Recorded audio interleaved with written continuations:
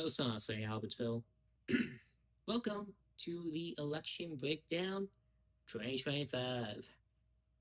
I am your host, James Tyler Epperson. Here, I will be comparing each candidate's pros and cons against their opponent, and today we will be looking at place 2 on the council. That is Bonnie Callahan and Jill Oakley. Jill is the incumbent. She has served since 2012. She's been on the Board of Education, supporting both our education, culture, and economic development. She is in favor of Honey's expansion plans for Albertville, bringing in more businesses and infrastructure and revenue to our town. Bonnie Callahan. Now, she is a member of the board for Keep Albertville Beautiful. She also is the lady who sued sued the city council back when they decided to try and rezone the historic district to put a coffee shop at 400 East Main Street. Now that lawsuit failed, but they did stop rezoning the entire district and just did the coffee shop.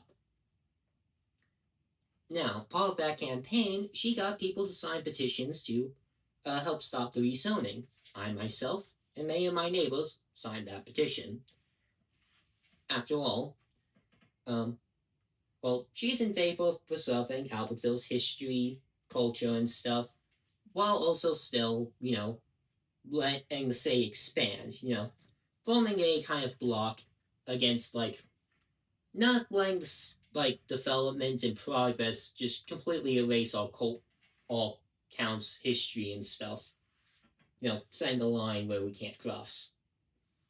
She also is, as part of being in the Keep Albertville Beautiful movement, sorry, a little bit naggy, but, they in favor of keeping everyone's yards clean, safe, the neighborhood's nice.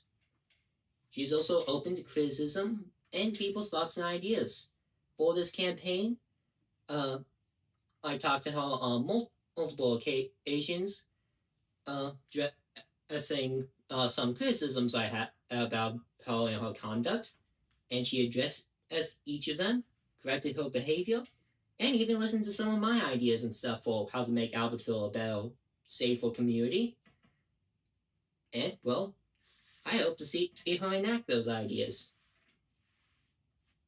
Now that doesn't excuse the cons I have for her, or will present for her, though, her cons, but you have to take the good with the bad. And, hey, you can't make an omelet without breaking a few eggs. That goes for both her, Joe Oakley, and every single candidate. Thank you. Now on to the cons.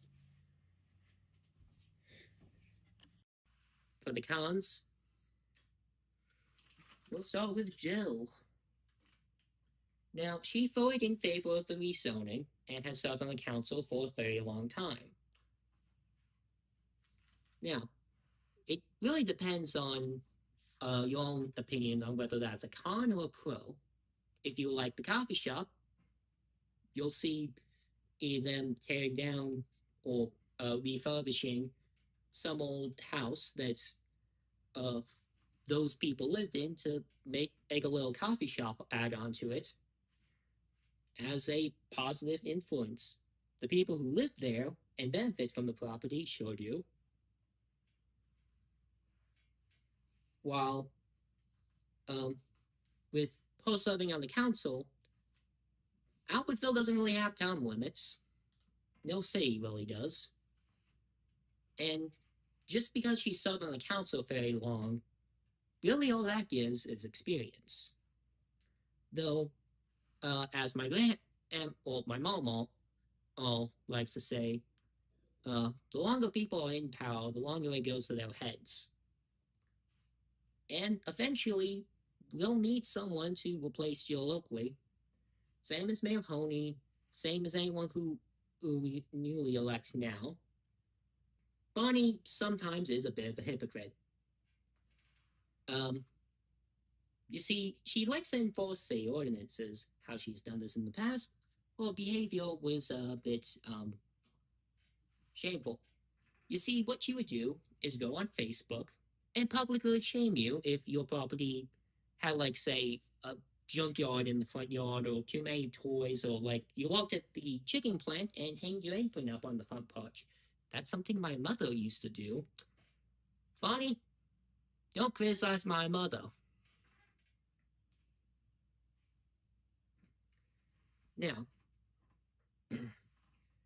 she has since corrected that behavior, or she stopped doing it, and promised to apologize to all the people she's, publicly shamed.